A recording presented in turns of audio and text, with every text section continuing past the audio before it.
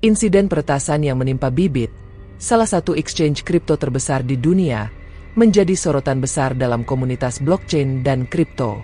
Peristiwa ini mengungkap kerentanan bahkan di platform dengan reputasi keamanan tinggi, sekaligus memicu diskusi tentang pentingnya pengamanan aset digital dalam industri yang semakin berkembang.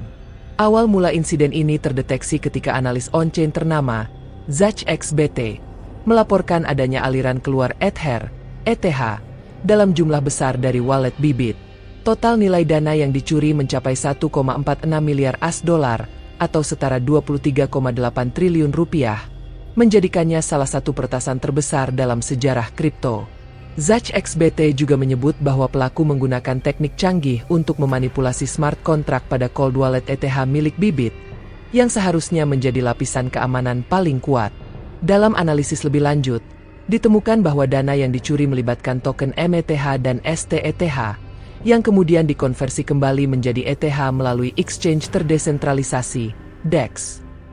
Langkah ini dilakukan untuk menyamarkan jejak transaksi dan mempersulit pelacakan oleh pihak berwenang.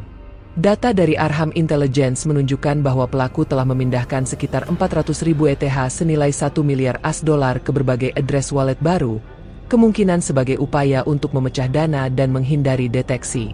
CEO Bybit, Ben Yao, akhirnya angkat bicara terkait insiden ini melalui platform X, sebelumnya Twitter.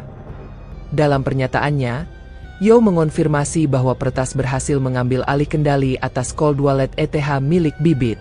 Cold wallet, yang biasanya dianggap sebagai penyimpanan paling aman karena tidak terhubung langsung ke internet, ternyata menjadi target utama serangan. Yao menjelaskan bahwa insiden ini dimulai ketika multisig wallet ETH milik Bybit melakukan transfer ke warm wallet sekitar 1 jam sebelum peretasan terjadi. Meskipun antarmuka pengguna tampak normal dan menampilkan alamat serta URL yang benar dari Safe, pesan penandatanganan yang sebenarnya telah dimanipulasi. Manipulasi ini mengubah logika smart contract pada cold wallet, sehingga memberikan akses penuh kepada peretas untuk mentransfer semua ETH ke alamat yang tidak dikenal. Meski demikian, Yao menegaskan bahwa hanya cold wallet ETH yang terdampak, sementara hot wallet, warm wallet, dan cold wallet lainnya tetap aman. Ia juga memastikan bahwa operasional Bybit tetap berjalan normal, termasuk proses penarikan dana oleh pengguna. Salah satu hal yang menenangkan dari pernyataan Yao adalah jaminan bahwa Bybit tetap solvent meskipun mengalami kerugian besar.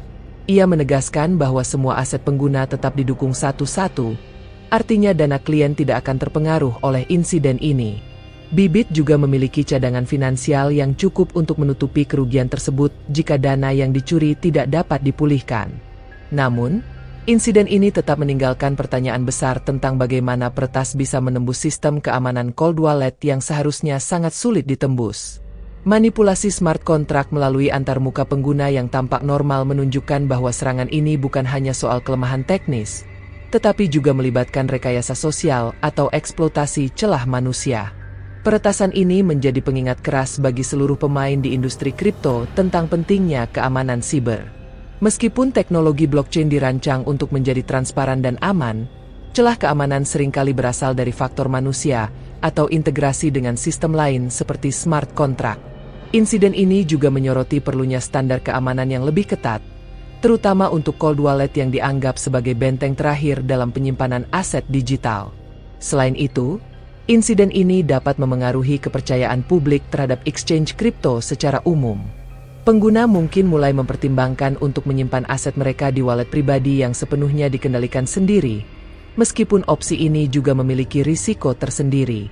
Bybit kemungkinan akan bekerja sama dengan lembaga keamanan siber, regulator, dan investigator blockchain untuk melacak pelaku dan memulihkan dana yang dicuri. Teknologi analisis blockchain seperti yang digunakan oleh Arham Intelligence dapat membantu melacak aliran dana, meskipun anonimitas blockchain seringkali menjadi tantangan besar. Sementara itu, Bybit perlu melakukan audit menyeluruh terhadap sistem keamanannya untuk mencegah insiden serupa di masa depan.